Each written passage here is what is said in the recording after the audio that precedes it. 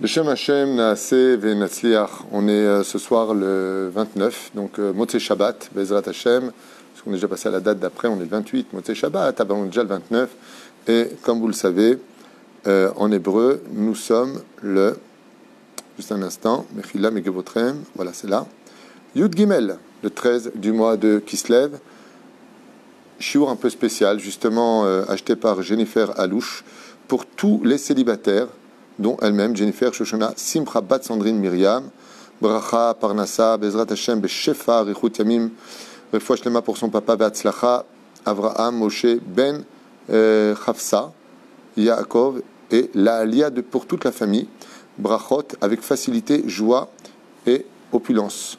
Elle remercie Akadosh Baruch Hu pour tout, même ce qu'elle ne comprend pas. Donc ça correspond d'Afka au shiur précédent. On dédiera en même temps ce jour pour la Refoua Shlema de tous les malades d'Israël, ceux qui sont Bezrat Hashem de Matzav Kaché et Matzav Kal, et en même temps les Nishmat Kol Mete Israël, Bezrat Hashem Yitbarach. Alors je voudrais, Bezrat Hashem, développer avec vous un sujet très intéressant à propos du verset, selon le Ben Ishraï, qui dit comme ça, Odenu Medaber, Imam Verachel Ba'ai Matzon, Asher Le'avia. On parle souvent de ces deux grandes femmes, matriarches du peuple d'Israël, qui étaient sœurs, Rachel et Léa, et les deux autres sœurs, Bila et Zilpa, qui étaient sœurs aussi et qui étaient les nièces de Rivka et Menou. Aléa Shalom. La grandeur de ces deux femmes, pour lesquelles le peuple d'Israël grandira, vient d'un verset, dit le Ben Ishraï, qui démontre l'extraordinaire travail pour lequel elles ont été choisies. Leur pudeur, leur amour pour Dieu, leur confiance, leur prière, leurs larmes, puisque vous savez que Léa pleurait tellement pour avoir le mérite d'être mariée avec le tzaddik Yaakov qu'elle en avait perdu ses cils, les risim étaient tombés parce que les larmes sont un peu amères, acides, et ça lui a brûlé les poils des yeux, ce qui fait qu'elle était extrêmement belle, mais malheureusement, elle avait perdu les cils. Vous savez que chez une femme, les cils sont un charme qui accompagne son visage. Et en cela, ça la rendait un petit peu plus fade, on va dire ça comme ça. Mais elle était extrêmement belle, Blia Renara. Le point principal qui réunit Sarah, Rivka, Rachel et Léa, si on observe Sarah, il y a marqué qu'elle est dans l'attente. Sarah est très belle et donc ne se montre pas. Elle ne veut pas être un obstacle pour les yeux des hommes. Akadosh Baruch Hu lui promet un enfant pour cela. Tu auras un enfant, ça se passe la veille de Pessah, donc ça se passe là-bas, et Dieu lui promet un Ben Zachar, parce qu'elle est pudique. Rivka, on voit que quand on lui dit « voici ton mari », donc c'est Yitzhak qui est dans les champs, petite casse, elle s'est tout de suite couverte. Une fois de plus, la Torah nous montre combien elles étaient minutieuses sur le domaine de la pudeur. Et par ce mérite-là, elle aura Yaakov Avinu. Parce qu'elle vient de Bethuel, viendra aussi la naissance de Esav. Quand on arrive à Rachel, le verset qui parle de sa pudeur est très spécial. Léa, on voit sa pudeur à travers son histoire. Elle est Sénoua, elle est haïe. Et pourtant ne montre aucune animosité vis-à-vis de son mari, et encore moins de colère vis-à-vis d'Hachem. Rachel, le verset nous dit qu'elle vient au milieu, dit le Ben Ishraï, du troupeau. Au Ben Ishraï qui explique comme ça et qui dit Madgisha chez Rachel ba im atzon, im avec le troupeau. Akavana tatora leorot lanu basé al sniuta shel Rachel. Donc le Ben Ishraï nous dit la Torah tient à faire honneur à la conduite de Rachel, pour lequel Baruch Hashem, Rachel marche au milieu du troupeau. Kacher est dit depuis toujours en réalité les bergers comme les bergères marchent derrière le troupeau ou devant le troupeau, ça dépendra des régions, mais pas au milieu du troupeau. Explique le Ben Ishraï, Beofen, Shakevasim, Ve'aizim, Ikifu Ota Mikol Evar, afin que les troupeaux, avec leur tête, couvraient les formes extraordinairement bien faites de toutes les matriarches que de la Torah vante en disant Yefat Toar Vifat Mar'e. C'est-à-dire, Mar'e veut dire, au niveau des yeux, tu les voyais, tu devenais fou. On l'a vu avec Pharaon, on l'a vu avec Abimelech, dès qu'il voit leur beauté, waouh, il ne peut pas. Il veut se les approprier. Rachel Imenu, qui connaît sa beauté, qui connaît le physique que Dieu lui a donné, marche au milieu du troupeau. Le Ben Ishraï nous dit, car elle avait honte, elle portait 5 vêtements sur elle. Quand on dit que Yaakov l'a embrassée, c'est pas il a embrassé Chaz Hashem sur la joue. Il l'a embrassée au-dessus du 5e vêtement qui couvrait sa tête. Pour vous dire combien elle se couvrait et combien elle avait honte. Combien? La reine Aïta Imatson, elle venait au milieu du troupeau pour ne pas qu'on décèle ses formes, tellement elles étaient parfaites. Quand on voit Ruth à Moavia, qu'est-ce qui a provoqué que Boaz, chef du Sanhédrin à l'époque, et le plus riche d'Israël, ait remarqué cette fille? Mara Itaba, que tu n'as pas vu, je suis une autre fille. Est-ce qu'il manquait des filles juives au sein du peuple d'Israël pour que tes yeux se posent sur justement Ruth à Moavia? Et les sages nous disent, qu'est-ce qu'il a observé chez elle? Quand Ruth à Moavia venait ramasser le blé, elle ne se pliait pas en deux pour le ramasser, mais elle descendait droite sur ses chevilles afin de ramasser les grains de blé pour que aucun œil masculin n'observe ces formes qui étaient parfaites. Une fois de plus, les Chachamim nous disent, si tu veux savoir comment une femme d'Israël construit sa maison, c'est par sa pudeur. Qu'est-ce qui fait qu'Akadosh Baruch Hu choisit une Bat Israël pour une mission d'ordre presque nationale, ou peut-être au niveau de Ironite, de la ville, ou du quartier, ou de sa rue, ou de son immeuble? Qu'est-ce qui fait d'elle un leader? C'est sa pudeur. Plus une femme est pudique, plus elle rentre dans les conditions du dévoilement divin dans ce monde. Et les exemples sont nombreux. Avec Tamar qui s'est couverte, on voyait que Tamar était constamment pudique, parce que le jour où vient Yehuda, elle se découvre, parce que pour voir son visage, il faut bien être attiré. Et donc ça veut dire que le beau-père Yehuda n'avait jamais vu le visage de Tamar, tellement elle était pudique. Une fois de plus, la pudeur l'emporte. Alors qu'est-ce que la pudeur? Je sais que ce que je vais dire maintenant va peut-être énerver quelques épouses, quelques femmes, j'y peux rien. Je ne suis pas là pour vous plaire, on est là pour parler de Torah. En malasot. La pudeur chez la femme se définit dans 2 côtés. Il y a, comme dit la Gemara dans Megillah, la pudeur de la parole. C'est pas simple, c'est pas simplement d'avoir un kissou, il y a une grande robe et ne rien voir, raison Gemara Sipour, pas du tout. La pudeur chez la femme s'exprime par la parole. Comme Rachel, qui était pudique, elle a transmis les simanim, dit la Gemara, à Léa. Pour ne pas qu'il y ait d'histoire, la pudeur de la parole qui évite les guerres est appelée pudeur absolue. Mais il y a aussi la pudeur extérieure. Et cette pudeur extérieure de la femme se traduit par un kissouille, car les cheveux, comme la voix d'une femme, sont sa nudité. Quand on parle au vers ervat nashim, erva, ça veut dire quoi erva? La nudité. Dans le judaïsme, la nudité, c'est pas à proprement dit le corps d'une personne nue. Ça peut être sa voix qui chante, ça peut être ses cheveux et d'autres choses. Quand je vous ai dit que ça va vous fâcher, c'est que c'est vrai que Maran Arav Ovadia Yosef ramène plus de 80 poskim pour le monde Sfarad, je ne parle pas du monde Ashkenaz, de l'interdit de porter la perruque. C'est vrai qu'à l'époque du rabbi de Lubavitch, quand on voit les vidéos, les perruques, c'était comme des trucs de paille qui étaient extrêmement courtes. Il n'y avait pas les perruques d'aujourd'hui qui sont faites de vrais cheveux et qui sont longs et qui enjolivent le visage de la femme, plus que si elle avait des fois même ses propres cheveux. Et il y a même des femmes qui demandent de faire des perruques avec leurs propres cheveux. Baba Saleh lui-même avait interdit la perruque, ainsi que plus de 80 poskim que ramène le Rav Ovadia dans Yabi à Omer, à un tel point que le Rav Ovadia, pas David Twitou, ne vous fâchez pas, mais Maran Rav Ovadia a dit qu'un Rav qui permet la perruque, c'est un Rav réformiste. Vous retrouverez ces mots-là au nom du Rav Ovadia Yosef. Alors, une fois, quelqu'un m'a dit, alors pour être pudique, alors mieux vaut retirer la perruque et être sans kissouille, ou mieux vaut quand même mettre la perruque. Alors, Vadak, on peut prendre quelque chose, c'est mieux que rien. Mais au moins, si une personne ne peut pas se passer de la perruque, et qu'elle refuse de mettre le foulard pour X raison, alors qu'elle mette un foulard sur cette perruque, ou qu'elle mette un chapeau sur cette perruque, ou alors qu'elle prenne une perruque synthétique, courte, quelque chose qui ne va pas enjoliver son visage. Le mieux, à l'image de Sarah, Rivka, Rachel et Léa, c'est le kissouille. Vous savez, ce qui me choque un petit peu, c'est que J'entends, ouh, ma fille avant elle était religieuse, maintenant elle est devenue très très religieuse, elle est passée à la perruque. C'est exactement le contraire. C'est exactement le contraire. On devient très très religieux quand on porte le kissouille. La perruque, c'est en dessous. C'est en dessous. La perruque, c'est en dessous, le fait d'avoir le foulard.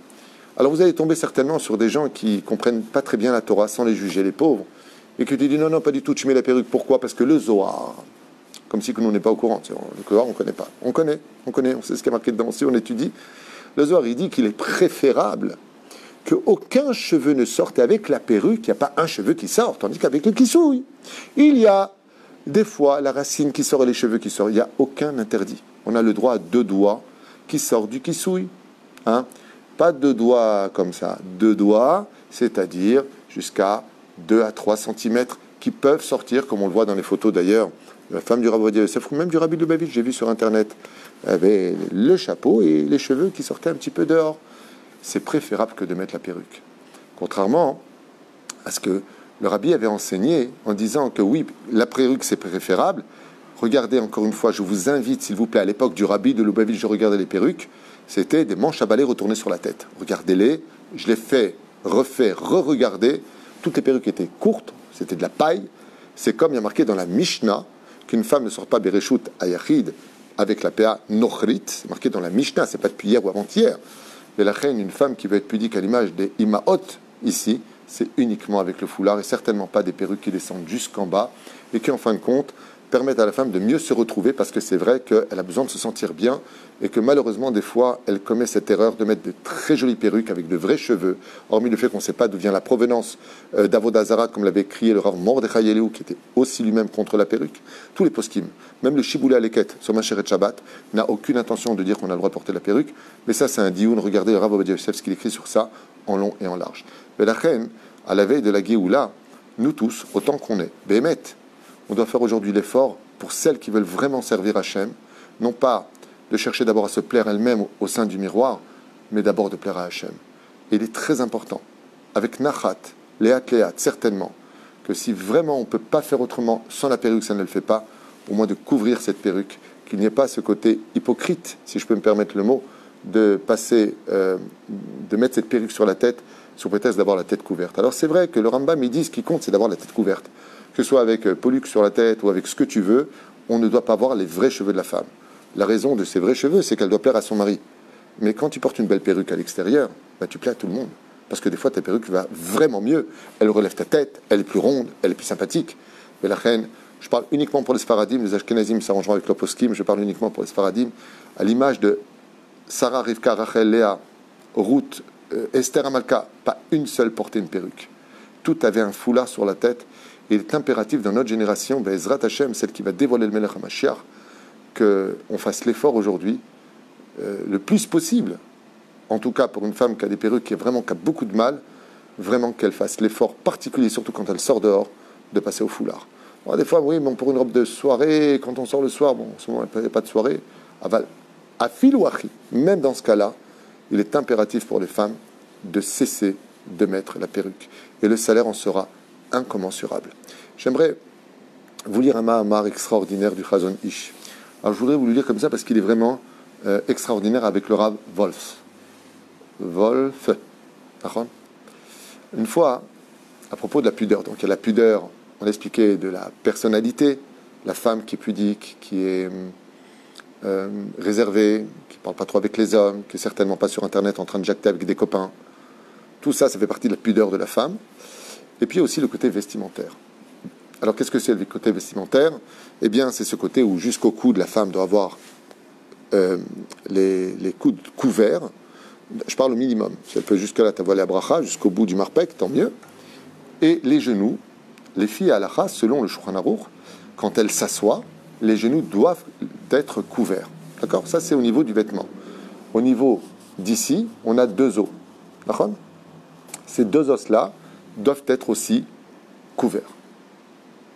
Donc, kissouille, couverte au niveau d'ici, couverte au minimum au coude couvert y compris, et assise, les genoux couvertes.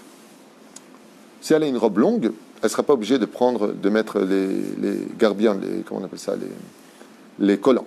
Elle n'est pas obligée. Si la robe va jusqu'en bas. comme le faisait entre autres Noïma au Takdoshot. Mais si ce n'est pas le cas, elle doit avoir des collants opaques, c'est-à-dire foncés, pour ne pas qu'on voit la couleur de sa peau. Alors je sais que ce que je suis en train de dire, je suis conscient, je ne suis pas idiot, j'ai fait tchouva moi-même, ça ne s'adresse pas à une femme qui est en train de faire tchouva, qui s'intéresse au judaïsme. Je m'adresse ici à des couples, à des femmes, à des jeunes filles qui sont bien avancées dans la Torah et qui, bien entendu, sont intéressées de s'améliorer. Ce que je vous dis, vous pourrez le retrouver dans tous les sur Shulchan Aruch, dans tous les Shulchan Aruch. Il n'y a rien qui vient de moi. Moi, que vous sortiez comme ça ou comme ça ne me change rien dans ma vie privée. J'ai aucun intérêt dans ce langage personnel, si ce n'est que de vous faire passer un message de Torah, de faire passer un message d'amour et de judaïsme. C'est la Torah chez là, nous. Elle m'a la saute. Qu'on le veuille, on ne le veuille pas, on ne choisit pas. On n'est pas au supermarché. Ça, oui, ça, je veux pas. Ça, je veux. Ça m'intéresse. Ça m'intéresse pas. Ça, j'ai envie, j'ai pas envie. Chacun gravira la montagne du Sinaï avec sa force, avec sa puissance, avec sa émouna, avec ses convictions. Et chacun fera ce qu'il a à faire. Le Rav Wolf, Alav Shalom, un jour, il rencontre un des plus grands maîtres du judaïsme, Rabbi Avraham Ishayahu Karelitz, qui s'appelait le Chazon Ish. Alors il le rencontre comme ça, hein, et il lui dit, écoutez bien, c'est magnifique comme réponse, vraiment. Je finirai avec ça pour ne pas être trop long, c'est Motzei Shabbat, c'est Souda Revit à faire. Il lui a dit, je ne comprends pas une chose. Quand viendra la résurrection des morts, justement à Souda Revit, c'est le repas qui donne à l'os le Neskoy, l'occiput, la force énergétique de pouvoir revivre à la résurrection des morts. Il se nourrit que de ce repas de Melavé Malka. Il lui dit, nous les hommes, qu'est-ce qui va être la rosée que Dieu va ouvrir sur nous, comme il lui dit, pour pouvoir ramener les eaux à la vie? C'est la Torah. C'est-à-dire que quand on parle, vous le savez, on en a souvent parlé, de façon assez imagée peut-être, mais c'est les poustillons de l'étude de la Torah que nous sortons de notre bouche, que Dieu prendra comme rosée, et cette même salive que nous avalons tous les jours pour étudier la Torah sera, kivyachol, la bénédiction avec laquelle Dieu va ressusciter les morts par le mérite de ceux qui étudient la Torah ou ceux qui ont soutenu la Torah. Et donc le Rav Wolf, Alav Shalom, pose la question au Chazon Ish et il lui dit, et les femmes, quels seront eux leurs mérites? Alors moi personnellement, avant d'avoir lu la suite, j'ai dit Pachout, comme c'est marqué dans la Gemara, la femme est l'associée de l'homme, pour le meilleur et pour le pire. Vous savez, dans les couples, souvent, malheureusement, je dis malheureusement parce que c'est loin d'être une référence, mais des fois le mec il regarde des bêtises, et la femme lui dit, mais qu'est-ce que tu regardes? Il dit, je fais ce que je veux. Et l'onachon. Quand tu es marié avec une femme et que tu fais des avérotes, elle est responsable, comme toi, de tes péchés. Vous êtes un, veillou les bassar echad. Ce qui fait que quand un homme regarde des bêtises sur son portable, et que la femme le découvre, non seulement c'est dénigrant pour elle, qu'est-ce que tu fais? Si tu regardes d'autres filles. Mais c'est pas ça le pire. C'est que ce que toi tu fais comme bêtise, elle le paye aussi. Donc zélotov. Zélotov. De l'autre côté, tu vas me dire c'est injuste. Si le mec fait des bêtises, pourquoi la femme le paye? Réponse, c'est dans les deux sens. Quand un homme fait des mitzvot, la femme en récupère 50% aussi pour elle. Ce qui fait que quand l'homme va étudier la Torah, grâce à sa femme, chez Nehemar, se sont levés son mari et ses enfants pour faire monter son nom à elle, dit le roi Salomon, c'est parce qu'elle permet à son mari d'étudier la Torah, qu'elle prend sur elle l'éducation, les emmener au GAN, elle fait tellement de choses, la femme, que Dieu la bénisse, que le mari, grâce à elle, il a le temps d'étudier la Torah. Et c'est pour cela que moi j'aurais répondu, en permettant à son mari d'étudier la Torah, elle aussi, elle achète son monde futur. Eh bien, le Chazon Ish lui donne une toute autre réponse qui vaut vraiment le coup, que j'ai trouvé dans le Mishkan Shiloh. Et il dit comme ça, il ramène cette histoire-là, et il dit, juste un instant, voilà, Ka'asher Isha Makpida Alevush Tsanua, quand la femme prend sur elle de porter des vêtements pudiques, alors qu'il fait chaud, alors que le kissouille, ça porte chaud, beaucoup moins chaud qu'une perruque, certes, mais chassé kol goufa, et qu'elle se couvre son corps de ses vêtements, mikol evar, de tout endroit, afin que rien ne soit observé par le côté masculin, venizer et chechalila lo idgale bipsara klal, et qu'elle fait attention à l'image de Kimchit, qui a eu 7 fils, 7 Kohanim, parce que jamais un mur de sa maison n'a découvert ne serait-ce qu'un seul cheveu qui sortait de sa tête, hi mezira, elle transpire. Et le Chazon Ish a dit, Akadosh Baruchu, écoutez bien ce que dit le Chazon Ish, Notel Zeazo, il prend chaque sueur de chaque femme qui sort parce qu'elle a chaud de ses vêtements qui couvrent son corps, au Mimena Osetal Chaim, et le Créateur du monde, on fait une rosée, écoutez bien les mots, de vie, au Boyakim Otal et Triatametim, et c'est par la sueur de sa pudeur qui sort d'elle que Akadosh Baruch Hu prendra toutes ces gouttes de sueur qu'elle a pris sur elle. Comme je dis souvent en rigolant, mieux vaut avoir chaud sur terre qu'après la mort. C'est ces mêmes sueurs, cette messirut nefesh que la femme prend sur elle, la pudeur, d'être pudique, d'être habillée mamache, alors que des fois, bon, franchement, on sort comme ça, il fait chaud, ça me saoule, je préfère sortir en short. T'as raison. Mais le problème qu'il y a, c'est que tu fais un issour de la Torah, Zemarchi l'arba anashim, mais tu ne prends pas des munitions pour la résurrection des morts. C'est là qu'est tout le problème. Le Chazon Ish, il dit, tout comme nous, c'est la salive qui verchol, c'est imagé, bien sûr, je ne veux pas mettre la laba sur la tombe, c'est pas ça le truc. Mais cette salive que nous avons quand on parle de Torah toute la journée, quand on rencontre quelqu'un, qu'on fait des livrets Torah, eh bien, Akadosh Baruch Hu, il dit, comme ça a répondu le Chazon Ish, le Créateur du monde, avec une loupe, regarde les moindres sueurs qui viennent de la pudeur d'une femme et les garde comme des diamants précieux qu'il remettra sur le tombeau de ces femmes qui se relèveront à la triatamétim, à la résurrection des morts, pour vivre un bonheur éternel, le temps d'une vie de 80 ans, 70 ans de pudeur, 120 ans de pudeur, pour danser dans l'allégresse de la joie, là où il n'y a plus de sueur, plus de chaleur et plus d'angoisse. Signé Chazon Ish. Voilà, je voulais vous partager cette étude parce que malheureusement, comme j'ai expliqué dans le shiur cet après-midi ici avec la communauté d'Ohel Moshe, il y a plus d'hommes que de femmes, exceptionnellement. Bien sûr, tout est séparé, à distance, avec les masques. On respecte, bien entendu, les consignes du ministère de la Santé. Mais la pudeur d'une femme, c'est qu'on voit avec Rachel, on voit avec Léa, cette extraordinaire démarche qui a été accomplie.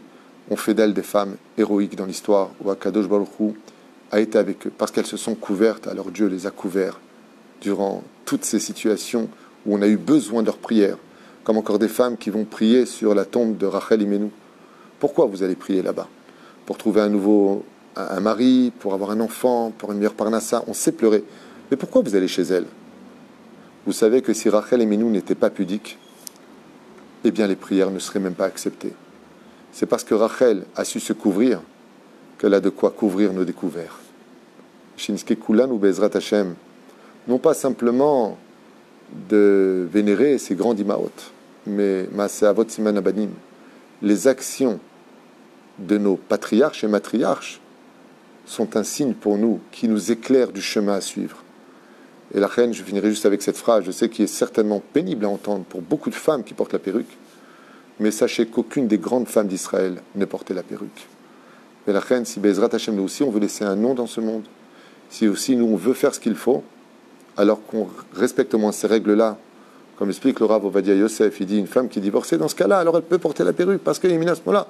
Aval chutz misé, sachez que cet élément aujourd'hui est devenu un élément problématique que tous les grands d'Israël, je dis bien les plus grands d'Israël, et arrêtez de me rappeler le rabbi Lubavitch qui a dit, j'ai étudié le rabbi, j'ai vu les vidéos, je vous le répète.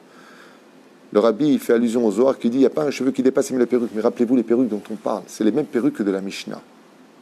De la paille renversée sur la tête, ça n'a rien à voir avec les beautés des perruques qui sont vendues pour des sommes jusqu'à 10 000 shekels, 15 000 shekels. Mais de quoi est-ce qu'on parle? Shem Varim Lotovim, je répète, Lotov, moi je ne dirais pas quoi que ce soit sur ce domaine-là, mais regardez bien et renseignez-vous bien sur ce domaine, de trouver une alternative pour pouvoir, Bezrat Hashem, ressembler le plus possible, Bessachakol, à Sarah, Rivka, Rachel et Léa. Et si vous me dites, ouais, mais excuse-moi, elles n'ont pas vécu en 2020, à leur époque, t'es gentil. Vous avez raison, notre mérite est plus grand que le leur, alors profitons-en. Profitons-en. Et comme je le disais, je finis juste avec ça, à la communauté d'aujourd'hui, ce qui est dommage, c'est le rôle des maris.